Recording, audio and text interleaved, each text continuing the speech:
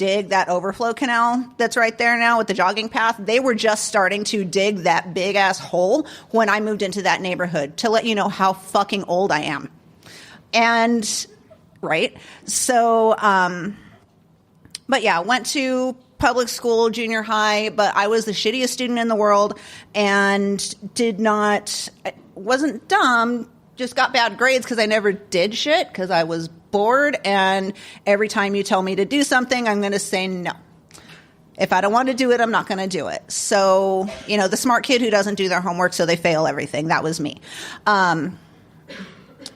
So my parents threatened me saying, if you don't start doing your homework and bring your grades up, then we're going to pull you out of Royal Palm and we're going to put you in Catholic school. There was a church right walking distance from our house, Most Holy Trinity on 7th and whatever, Sunny Slope. So, and they threatened us. And I'm like, dude, we can't afford Catholic school tuition. You're full of shit.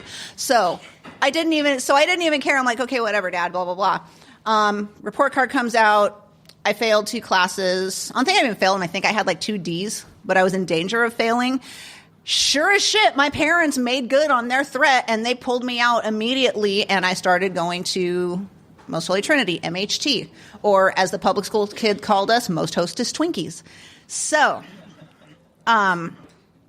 but my siblings still went to public school in the neighborhood, and they went to the school that was right behind the Catholic school. And my dork ass had to wear a Catholic uniform going to school every day and look stupid. And they got to wear whatever they wanted because this was before public school uniforms were a thing. And they got to wear real clothes, and I had to wear a plaid skirt and a polo shirt, and it sucked. So I would do things like rebel by breaking, believe it or not, there's still a dress code in Catholic school. You can't wear fingernail polish. You can't wear makeup. You can't, wear colored socks, like all these things. So I wore black socks with skeletons on them, black fingernail polish, bandanas with like anarchy symbols on them. I mean, it was like the beginning of the grunge era. So, that was me. And I was in detention all the time. And I still wasn't doing my homework. And I flunked. And I had to do 8th grade again in that same damn school. So, but this time, my parents decided that it would be a good idea to pull my other 2 siblings out of grade school, or out of public school rather, and put them in the same Catholic school with me. So now they have to suffer the uniform catastrophe with me. I'm not alone in my pain. We all walked to school together. We walked home from school together. We were basically, aside from, innocent, harmless rebellion and not doing homework, I really never did anything bad to get in trouble. I just didn't do my homework. I was too scared to do anything bad because I was afraid of what my dad would do to me. So, and I was afraid of like shaming my mom because the tiniest little thing, and you would get like the mommy Catholic guilt, and then you would get the Mexican mommy Catholic guilt on top of that, and then the threats of the chancla. So there you go. Yeah, the chancla thing is not a myth, y'all. It's real. And my nana used a fly swatter. But yeah, so we would walk to and from Woodstock. There was a Circle K in our neighborhood, and we would sometimes stop in the Circle K and, get gum, get whatever, if we happen to have a little bit of spare change. And we would just kind of want to lollygag after school and not want to go straight home because being at home sucked. And we just didn't, and we hated being in Catholic school, but we didn't want to be at home either. So we would just lollygag and hang out at the Circle K. Well, they didn't want us hanging out at the Circle K unless we were buying something, but we didn't have any money.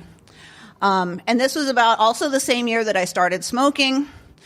And this was the same year that my siblings and myself became serial shoplifters at the Circle K. So we would go to Circle K. And just kind of hang out and browse around. And one day I just kind of swiped a pack of gum, got away with it. Told my siblings. They tried it too the next time we went in. Grabbed a candy bar. Got out scot-free. Before you know it, but then they're starting to be like, you can't loiter in here, you can't come in here and not buy anything. Okay, so we didn't. But by this point, we're going in there and we're spending like 15, 20 minutes in the Circle K and we don't buy anything ever, but we're leaving with, candy and chips and whatnot in our backpacks. So now they're starting to make us leave our backpacks at the door and things like that.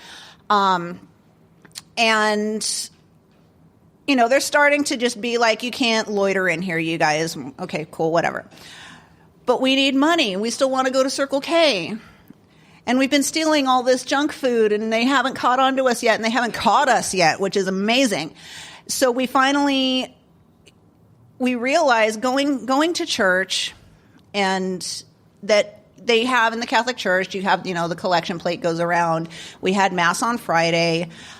We noticed just kind of, dicking around in the church one day that there's all the different little saint statues, and the little, shrines and whatnot with all the candles that you can pray to or make your offering to the different saints and whatnot, and the different images and versions of the Christ child and everything.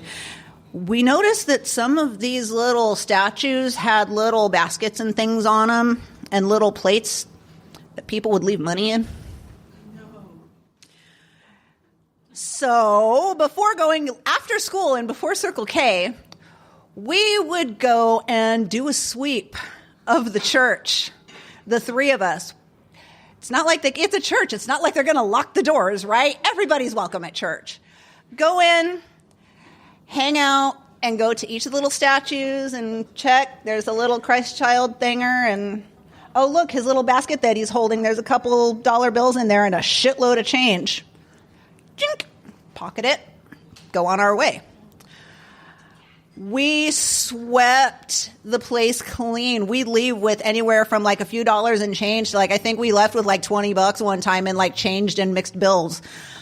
And then we would take the money that we swiped from church and go to Circle K, purchase a pack of gum, and leave with that pack of gum that we purchased, couple of magazines, about 5 candy bars, some Twizzlers, couple packs of cigarettes. I mean, we left with half the damn store. Never got caught. Never got questioned because we were coming in and buying things now. And my theory is the reason we were never questioned, the reason we were never caught is because the secret weapon was the uniform. Because for those who don't know better, you see a kid in a Catholic uniform, they're going to think you're a good kid because you're going to the good kids school and the Catholic school. Anybody who knows Catholic school kids, who has ever been to Catholic school, or who has ever been to church, knows that we're a bunch of shisty little fuckers. That being said, that was the secret weapon, and that's how our shoplifting career began and took over that last year of Catholic school, and that's my story. And I'm going to hell now.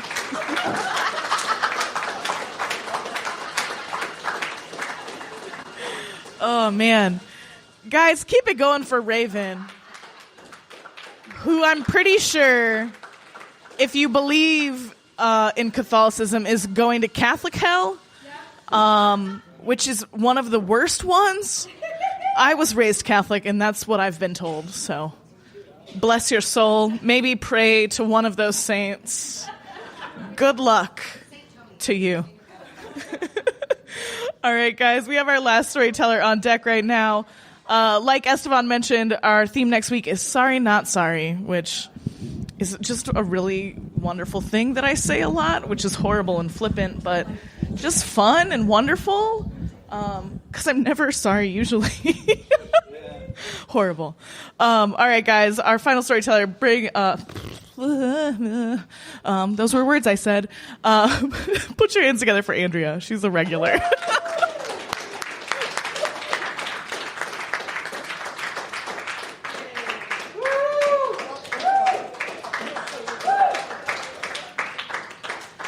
Okay, so similar to Ben's story, this is kind of a story about me not setting a boundary that I probably should have set. So I believe the first story I ever told involved me going on a road trip about 4 years ago.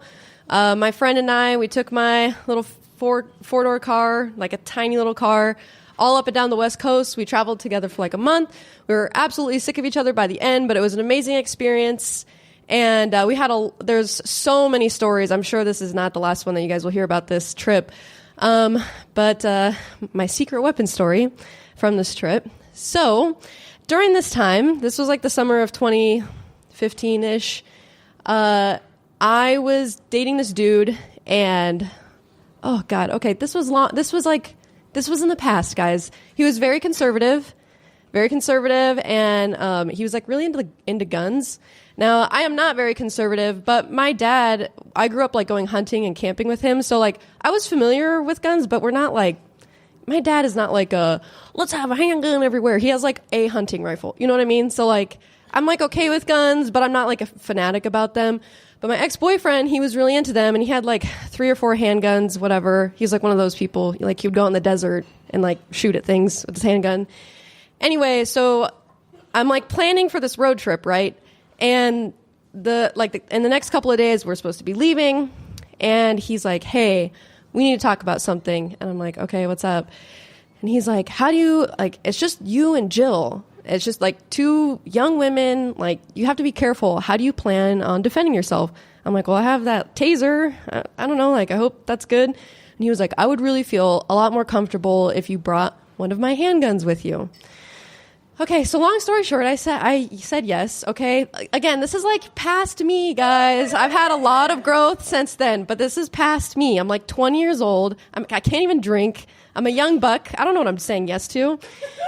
So I'm like, yeah, okay, like whatever. This is not just me like one time. Like this is like a kind of argument, discussion for like a couple of days, and then I finally accept.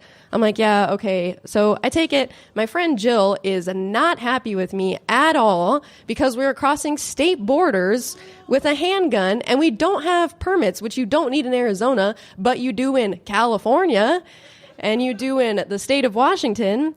So we were up in the beautiful state of Washington. You should go visit if you haven't been. And we were going to go see some friends of ours, and we had to get on the ferry. So the thing with the ferry is that it is a federal government funding thing. So it's like kind of serious. They do like a lot of inspection whenever you get on, and you can get on like by yourself as a person, or you can take your car on there. So we are sitting in our car. It's a little pricey to get on it because, whatever. And it takes a while too. It takes like an hour to cross the ocean to get to the other side of Washington State. But we're sitting there, and I'm like, man, this is taking like a really long time. Like, I wonder what's going on. I feel like everyone's all loaded up. Well, I look in my mirrors, and I see that like these policemen, oh, yikes already, these policemen are walking around with a dog. And I'm just like, oh my fucking God, like we're like 2 women with out-of-state plates who have a handgun in like my fucking trunk.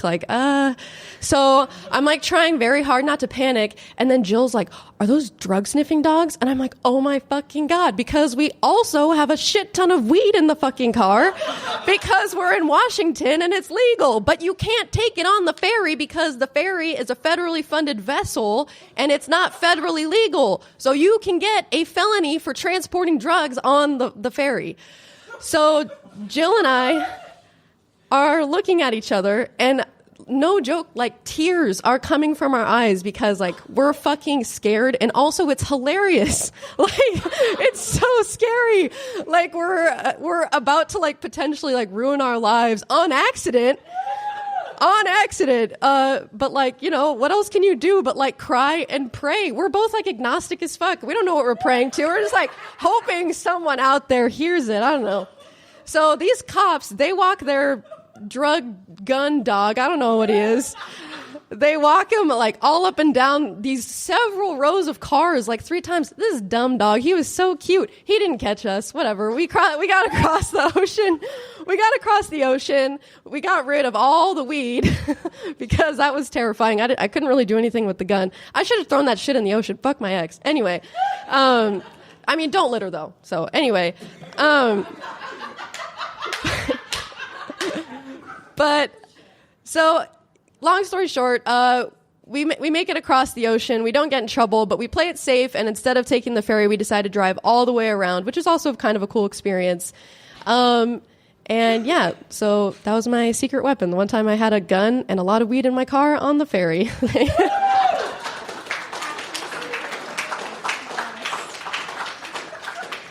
Oh my God.